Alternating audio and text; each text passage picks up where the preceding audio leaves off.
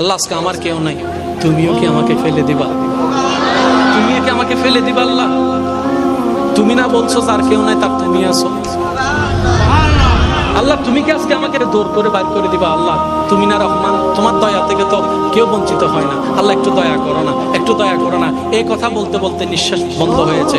আল্লাহ পাক বলে, ও মূসা, তার শেষ সময়ের সেই কথাগুলো আমার এত সুন্দর, এত পছন্দ হয়েছে, আমি খুশি হয়ে সারা জীবনের গুনাহ মাফ করে দিয়েছি।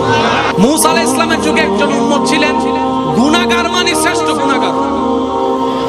তার গুনার পাপ এমন বর্ধিত হয়েছে, এলাকার মানুষ তাকে অসুস্থ যখন হয়েছে গ্রাম থেকে বের করে দিয়েছে। এবার তার ডানে কেউ নাই, বামে কেউ নাই, সামনে কেউ নাই, পিছনে কেউ নাই, সবাই তাকে ঘৃণা করে বাইরে ফেলে দিয়েছে।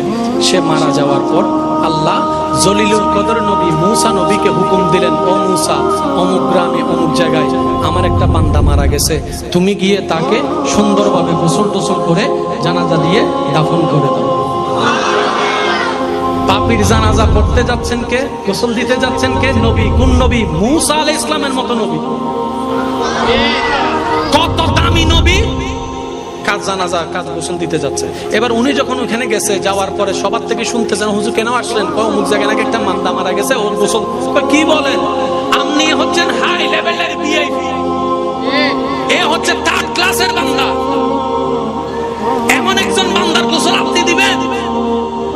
মূসা নবী বলে যে ব্যাপার কি রে? আল্লাহ যেহেতু পাঠিয়েছেন বুঝে শুনে পাঠিয়েছেন।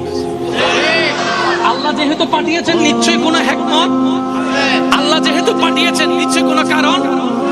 আল্লাহর হুকুমের সামনে দুনিয়ার কারো কথা শোনার দরকার